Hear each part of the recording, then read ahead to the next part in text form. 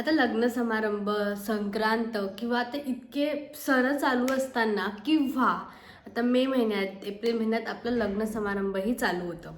अशा वेळी specially bride हिने आपल्या लग्नाच्या काही महिन्याच्या आधी कशी काळजी घ्यायची किंवा ब्राईडनेस नाही, आपल्यालाही कोणतं एक इम्पॉर्टंट समारंभ असतं, कोणता कार्यक्रम असतो, काही फंक्शन असतं, त्याच्या आधी आपण काय काळजी घ्यायची आणि स्पेशली ब्राईडने तर कशी काळजी घ्यायची हेच मी तुम्हाला या व्हिडिओमध्ये सांगणार आहे.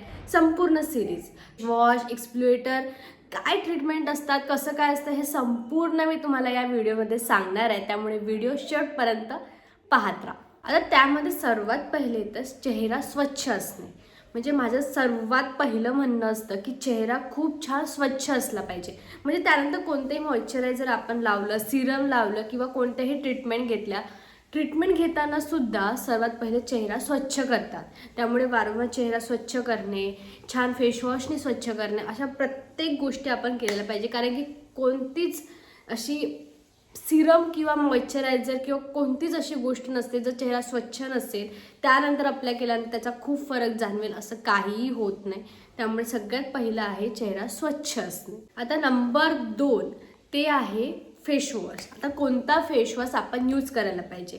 साधारणतः लग्नाच्या 2 किंवा 3 महिन्याच्या आधी आपण नवीन फेसवॉश ट्राय करतोय, वेळेवर तर नाहीच करायचा. आता तुम्हाला कदाचित 2-3 महिन्याच्या आधी तुम्ही तो फेसवॉश ट्राय करू शकता. जर तुम्हाला तो सूट होत असेल तर तुम्ही तो अप्लाय करू शकता.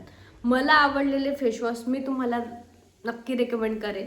सेटाफिलचं फेसवॉश खूप छान आहे, सेरिवियाचं फेसवॉश खूप छान आहे, बायोडर्माचं छान आहे, फॉक्सटेलचं छान आहे. आणि त्यानंतर जर तुम्हाला बरीच स्किन ऑइली असेल किंवा ॲक्ने येत असेल, बरेचदा असं होतं की हार्मोनल चेंजेसमुळे किंवा कोणत्या तरी वेगळ्या ऋतूच्या अभावामुळे आपल्याला ॲक्ने येतात.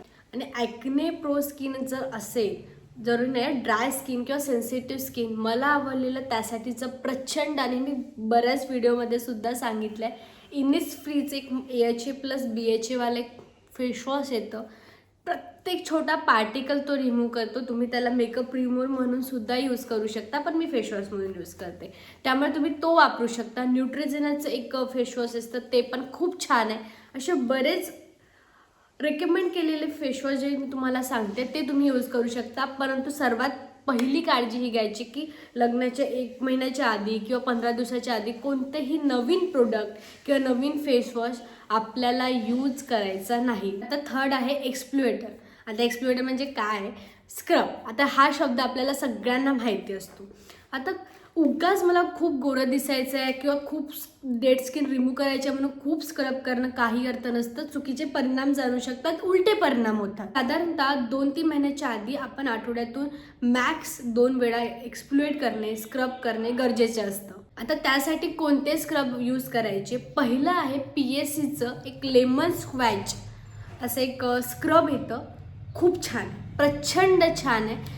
बहुतांश मेकअप आर्टिस्टसुद्धा हे यूज करतात, ते खूप छान आहे. किंवा तुम्ही तुमच्या जर तुम्ही 25+ असाल तर तुम्ही रेटिनॉलसुद्धा यूज करू शकता. फक्त रेटिनॉलला यूज करण्याची मला तरी असं वाटतं की तुम्ही जर 3 महिन्याच्या आधी जर यूज करत असाल तर शक्यतो रात्रीच्या वेळी 2% जे रेटिनॉल चालू होतं त्यापासून तुम्ही सुरुवात करू शकता. नंतर आपण हळूहळू पर्सेंटेज वाढवायला चालू करायचं. ठीक आहे, आठवड्यातून तुम्ही 1-2दा यूज केलं तरी चालेल. शक्यतो रात्रीच्या वेळी यूज करायचं, खूप फरक जाणवतो. आता जर तर एक प्रचंड खूप छान असलेलं एक्सप्लोएटर स्क्रब म्हणजे, पण ते खरंच खूप महाग आहे. आय विश ते कोणी भारतात अशा टाईपमध्ये बनवलं असतं तर ते किती छान, म्हणजे प्रत्येकाला बजेट फ्रेंडली असतं. ते आहे मुरादचं एक्सप्लोएटर स्क्रब असं येतं, प्रचंड चांगलं आहे. मी तुम्हाला सांगते की तुम्ही हे यूज केल्यानंतर तुम्हाला ॲक्ने येणार नाही, तुम्हाला पिंपल येणार नाही, स्किन ड्राय होणार नाही, फ्लेकी होणार नाही. इतकं हे छान प्रोडक्ट आहे. फक्त प्रॉब्लेम हा आहे की प्रचंड महाग आहे, पण लग्नाच्या वेळी आपलं तेवढं बजेट असतं तर आपण ते यूजसुद्धा करू शकतो. त्यामुळे मी जे सांगितले तुम्हाला, रेटिनॉल तुम्ही कोणत्याही कंपनी, मिनामिलिसचं घेऊ शकता, खूप छान आहे. ऑर्डिनरीचे तुम्ही घेऊ शकता, दोन्ही ब्रँड वेल नोन आहे, तुम्ही त्यांचे यूज करू शकता. किंवा तुम्ही मुरादचं सुद्धा घेऊ शकता. किंवा PSCचं जे लेमन स्क्वॅच आहे तिथे प्रत्येक ब्रायडलच्या मेकअप किटमध्ये सुद्धा असायला पाहिजे. ते अशा प्रकारे तुम्ही एक्सफोलिएटर स्क्रब करू शकता. चौथा आहे मॉइश्चरायझर. आता मॉइश्चरायझर आपल्या स्किन टाईपनुसार निवडायचं. ड्राय असेल, ऑइली असेल, कॉम्बिनेशन म्हणजे हा एरिया फक्त ऑइलनेस असेल, बाकी ड्राय असेल, किंवा अँटी एजिंगचा प्रॉब्लेम असेल, असे बरेच स्किन टाईप असतात आणि त्यानंतर आपल्याला ते मॉइश्चरायझर निवडायचं असतं. आता कसं निवडायचं? तर मला प्रचंड आवडलेले मॉइश्चरायझर म्हणजे फेस शॉपचं मॉइश्चरायझर प्रचंड चांगलेलं आहे. नेव्हियाचं बजेट फ्रेंडली मॉइश्चरायझर आहे, खूप छान आहे. सेरिवियाचं खूप छान आहे. डॉट अँड कीचं एक ब्ल्यू 1ची एक ट्यूब येते, ती खूप छान आहे. त्यानंतर एक विशफुलचं एक मॉइश्चरायझर येतं, तेही प्रचंड महाग आहे. पण विशफुलचे प्रोडक्ट हे थोडे हाय बजेटमध्ये येतात, परंतु खूप छान त्यांचा रिझल्टसुद्धा असतो. त्यामुळे जर तुमचं बजेट असेल तर तुम्ही त्या गोष्टीकडे सुद्धा जाऊ शकता. नाहीतर हे पण मॉइश्चरायझर खूप छान आहे. यावेळी कोणताही ऋतू असो, तुमच्या कोणत्याही महिन्यात लग्न असो, मॉइश्चरायझर आपल्या स्किनला लावणे, आपलं स्किन ड्राय नाही झाली पाहिजे याची प्रचंड काळजी घ्या. पहिली गोष्ट तर खूप पाणी प्या, त्यामुळे स्किन हायड्रेट राहते. त्यानंतर किंवा ORS तुम्ही पाणी पिता, त्यामुळे तुमचं हायड्रेशन लेवल खूप छान मेंटेन होतं. जितकी तुमची स्किन म्हणजे जितकी तुमची बॉडी हायड्रेट असेल तेवढाच ग्लो तुमच्या चेहऱ्यावरती येतो, तितकाच तो छान दिसायला सुरुवात होते, ग्लोई इफेक्ट येतो. त्यामुळे असे मॉइश्चरायझर हायड्रेशन आपल्या स्किनला कसं ठेवता येईल याकडे काळजी. सिरम. आता सिरम कशी यूज करायची? कोणतेही मला वाटते ते सिरम यूज करायला सुरुवात नाही करायची, किंवा 2-3 महिन्याच्या अगोदर नवीन सिरम यूज करतात ठीक आहे, 15 दिवसाच्या आधी मी सिरम अप्लाय करेल असं नाही करायचं. ग्लोइंग इफेक्ट असेल, व्हिटॅमिन C यूज करा. ॲक्ने प्रो स्किन असेल, सॅलिसिलिक ॲसिडचं सिरम यूज करा. ऑइली टेक्स्चर आहे, थोडासा पिंपल्सचा प्रॉब्लेम आहे, सिनेमाइड यूज करायला सुनेस आहे, ड्रायनेस आहे, फ्लेकीनेस आहे, हॅलोरोनिक ॲसिड सिरम यूज करायला सुरुवात करा. आता ह्यांचे जे पण मला आवडणारे ब्रँड आहे किंवा त्यांचे सिरम आहे, हे सगळे प्रोडक्ट मी खाली मेन्शन करणार आहे. शक्यतो या प्रकारचे सिरम तुम्ही रात्री यूज करायला सुरुवात करा, म्हणजे रात्री याला तुम्ही यूज करू शकता. याचा रिझल्ट आणखी जास्त छान प्रकारे दिसायला सुरुवात होते.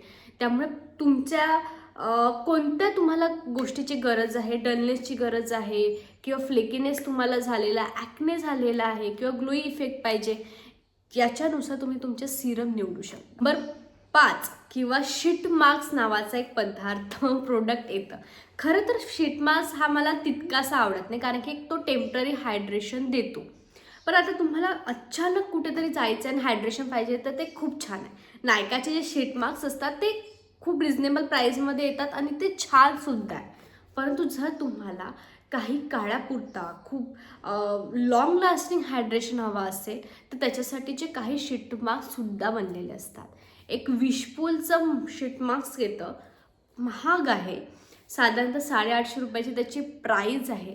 परंतु लग्नाच्या आदल्या दिवशी जरी तुम्ही त्याला यूज केलं त्याला अशी इलॅस्टिकसिटी असते, जसं म्हणजे तो वरच्या कवरलाच राहतो. तो रात्री लावायचं, सकाळी तुम्ही बघाल तुम्हाला इतका ग्लोई इफेक्ट दिलेला असेल. तसंच ब्युटी ऑफ जॉसर कोरियन ब्रँड आहे, याचं मास्क येतं, एक्सेस ग्लो नावाचं एक प्रचंड ग्लोईंग इफेक्ट देतो. किंवा एक कोरियन ब्रँड आहे मेडिक्यू, मॅक्रोन ब्युटी जे साईट असतात तिथे तुम्हाला ते मिळेल. मेडिक्यूलाचं एक इंजेक्शन टाईपचे कोलॅजनचं पेन टाईप येतो, त्याने सुद्धा तुमच्या स्किनला ग्लोईंग इफेक्ट येतो. असे जे महाग प्रोडक्ट आहे, I know this all product हा खूप महाग आहे, परंतु जेव्हा तुम्हाला लग्नाच्या वेळेस काही इन्व्हेस्टमेंट करायची असेल ते तुम्ही महाग गोष्टीमध्ये करू शकता. किंवा जर तुम्हाला थोडं बजेट फ्रेंडली पाहिजे असेल तर न्यूट्रिजेनाचं पण एक मास्क येतो, तो सुद्धा खूप छान आहे, तुम्ही तो सुद्धा यूज करू शकता. बट हे मास्क जसे यांचे प्राईस खूप महाग आहे ना, तसंच त्याचा रिझल्ट पण खूप छान आहे, त्यामुळे सुद्धा हे महाग असेल. पण जर तुमच्याकडे बजेट असेल, वेळ असेल तर तुम्ही हे नक्की यूज करू शकता. टेम्पररी किंवा 2-3 आठवड्यापुरतं ठीक आहे. असं काही ग्लोईंग ट्रीटमेंट असते का? तर हो असते. हायड्रा ग्लो ट्रीटमेंट प्रचंड आता ब्रायडलमध्ये काय म्हणतात त्याला, खूप त्याचा एक मोह आलेला आहे किंवा ती खूप प्रसिद्ध झालेली आहे. तर पण त्याचे सेशन असतात, त्याचे 6 सेशन कमीत कमी घेणं गरजेचं, म्हणजे साधारण 3 महिन्याच्या आधी आपण ती सुरुवात केली पाहिजे. महाग आहे पण त्याचा इफेक्ट खूप छान आहे. हे डर्मोलॉजिस्टच्या साह्याने किंवा आता तर काही काही सॅलॉनमध्ये सुद्धा हे उपलब्ध झालेलं आहे. त्याचे 6 सेशन जरी तुम्ही घेतले तर लग्नाच्या दिवसापर्यंत तुम्हाला तो खूप छान इफेक्ट देतो किंवा त्याच्यानंतर सुद्धा तो राहतो. प्रॉब्लेम फक्त आहे की थोडा बजेट फ्रेंडली हा आहे नाही, परंतु एखाद्या वेळेने जर इन्व्हेस्टमेंट करायची असेल तर अशा टाईपच्या ट्रीटमेंटमध्ये आपण इन्व्हेस्ट करू शकतो. त्यामुळे हायड्रा ग्लो ट्रीटमेंट येतं. ज्या ब्राईड असेल त्यांनी डर्मोलॉजिस्टला किंवा सॅलॉनमध्ये विचारा की ही हायड्रा ग्लो ट्रीटमेंट त्यांच्याकडे आहे का, आणि तुम्ही करू शकता. त्या स्किन टाईपमध्ये जाते ज्यांची स्किन खूप डल झालेली आहे, टेक्स्चर खूप खराब झालेलं आहे किंवा फ्लेकीनेस असतो, एक खरबडीतपणा असतो तो आलेला आहे किंवा अजिबातच हायड्रेशन नाही आहे, चेहरा असा ओढल्यासारखं वाटतं, तेव्हा ही हायड्रा ग्लो ट्रीटमेंट खूप छानरित्या काम करते. एक तर तो ट्रीटमेंट असा आहे की हायड्रेशन पण देतो, ग्लो पण देतो, टेक्स्चर सुधारता, बरेच त्याचे रिझल्ट आहे. त्यामुळे एक ट्रीटमेंट तुम्ही करू शकता, ती तुमचं खूप प्रॉब्लेम तरी सॉल्व करेल. आता सनस्क्रीन, आता ट्रीटमेंट नंतर सनस्क्रीन कसं काय, आता सनस्क्रीन ज्याही ट्रीटमेंट आपण करतो त्याच्यानंतर सनस्क्रीन लावणं खूप इम्पॉर्टंट असतं. स्पेशली मी ब्राईडला सांगेल किंवा कोणत्याही महिलांना सांगते की कोणताही ऋतू असो तुम्हाला सनस्क्रीन यूज करायला पाहिजे. मी माझ्या प्रचंड अशा व्हिडिओमध्ये सांगितलं आहे की सनस्क्रीन खूप महत्त्वाची आहे. तुम्ही कोणत्याही सनस्क्रीनला यूज करू शकता. मला आवडलेले सनस्क्रीनसुद्धा मी डिस्क्रिप्शन बॉक्समध्ये टाकेन, पण तू सनस्क्रीनला यूज करा, कारण की याही ट्रीटमेंट लावल्यानंतर तुम्हाला तुमच्या चेहऱ्याची खूप जास्त काळजी घ्यावी लागते. तेव्हा सनस्क्रीन हे खूप महत्त्वाचं काम करतं. त्यामुळे सनस्क्रीनला यूज करणं हे तरी विसरू नका. आता डार्क सर्कलला रिमूव्ह करायचे, प्रचंड ब्राईटमध्ये हा प्रॉब्लेम असतो.